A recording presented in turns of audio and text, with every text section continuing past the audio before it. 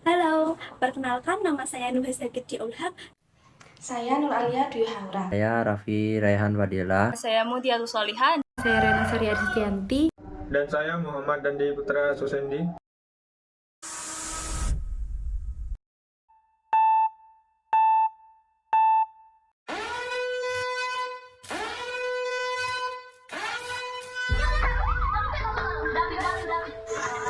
Bullying merupakan ekspresi menyimpang pada anak dalam upaya pencarian jati diri. Peran pendidikan di keluarga dan sekolah sangat diperlukan sebagai penyeimbang.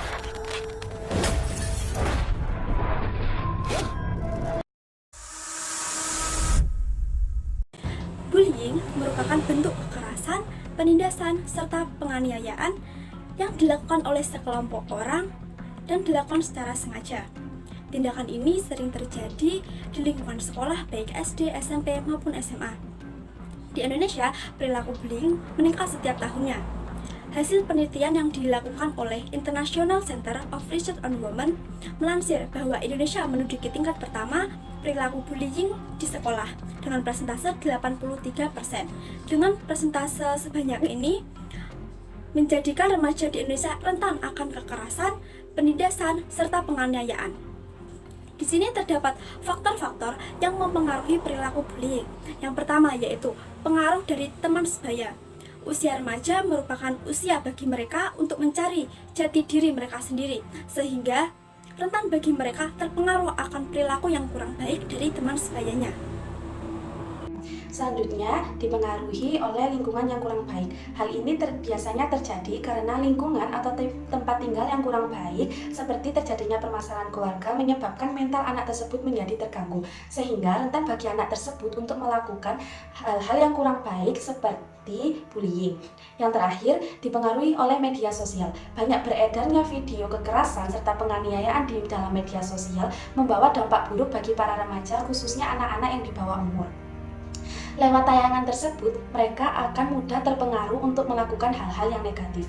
Tidak ada peraturan khusus yang mewajibkan sekolah harus memiliki kebijakan program anti-bullying. Tetapi, dalam Undang-Undang Nomor 23 Tahun 2002 Pasal 54 ditentukan anak di dalam dan di lingkungan sekolah wajib dilindungi dari tindakan kekerasan yang dilakukan oleh guru, pengelola sekolah atau teman-temannya di dalam sekolah yang bersangkutan atau pengelola pendidikan lainnya. Dengan kata lain, siswa mempunyai hak untuk mendapat pendidikan dalam lingkungan yang aman dan bebas dari rasa takut. Pengelola sekolah dan pihak lain yang bertanggung jawab dalam penyelenggaraan pendidikan mempunyai tugas untuk melindungi siswa dari intimidasi, penyerangan, kekerasan, atau gangguan. Tindakan bullying mengakibatkan kehilangan percaya diri, stres dan sakit hati, trauma berkepanjangan, merasa tidak berguna, kasar dan dendam, berbohong, dan takut ke sekolah. Dampak bullying juga menurunkan tes kecerdasan dan kemampuan analisis siswa yang menjadi korban, meningkatnya tingkat depresi, agresi, penurunan nilai-nilai akademik, bahkan sampai berusaha bunuh diri.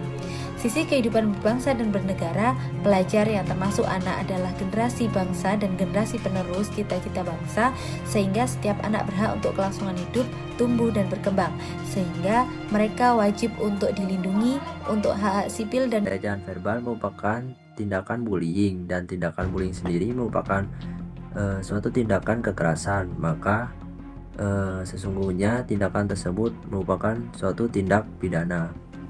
Para pelaku bullying dengan pelecehan verbal akan dikenakan dengan pasal 76C Undang-Undang Nomor 35 Tahun 2014 yang menyatakan bahwa setiap orang dilarang menempatkan, membiarkan, melakukan, menyuruh melakukan, dan ikut serta dalam melakukan kekerasan kepada anak, dengan ancaman hukuman paling lama 3 tahun 6 bulan dengan denda sebesar paling banyak 72 juta.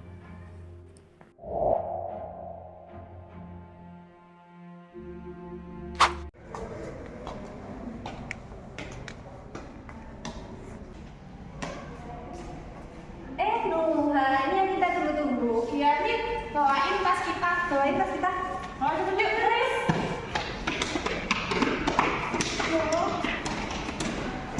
Cepet. Lama banget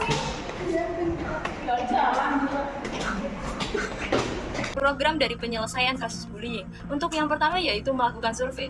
Pada tahap awal ini yaitu melakukan survei terhadap daerah yang terdapat korban bullying dengan memberikan sejumlah pertanyaan kepada kepala desa terkait perundungan yang terjadi di daerah tersebut, mengenai faktor penyebab bullying dan mengapa itu bisa terjadi. Apakah faktor dari pola asuh orang tua, pertemanan, lingkungan, masyarakat terhadap seseorang yang telah melakukan bullying? Untuk yang kedua yaitu melakukan sosialisasi. Dengan melakukan sosialisasi ini bertujuan untuk menyadarkan masyarakat akan bahaya dari bullying. Perundungan ini juga bisa memakan korban, menghancurkan mental korban, dan untuk pelaku dapat dikenai hukuman yang terkandung dalam pasal-pasal tertentu, dan itu juga termasuk dalam pelanggaran hak asasi manusia. Sosialisasi ini dapat dilakukan dengan terjun langsung ke masyarakat ataupun melalui poster, banner, dan media digital seperti Instagram, TikTok, Facebook, maupun Twitter. Untuk yang ketiga yaitu kampanye anti-bullying. Kampanye ini dalam masyarakat bisa dengan cara membuat acara yang diharuskan dihadiri oleh pendidik seperti guru, orang tua, maupun masyarakat. Dalam kampanye ini diselenggarakan seperti persetujuan untuk semua pihak. Jika terdapat kasus bullying lagi, maka pihak yang berwajib dapat langsung menindaklanjuti tanpa memandang jabatan sosial. Dan yang keempat yaitu evaluasi program. Evaluasi program di sini bertujuan untuk melihat dan menghimbau program yang telah dilaksanakan. Apakah ada perubahan ataupun tidak ada perubahan terkait dengan kasus bullying tersebut.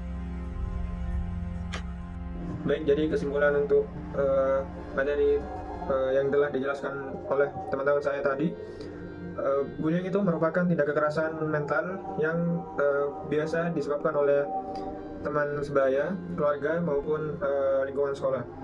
Nah, bullying ini dikatakan sebagai pelanggaran hak asasi manusia karena korban merasa haknya itu direnggut oleh pelakunya.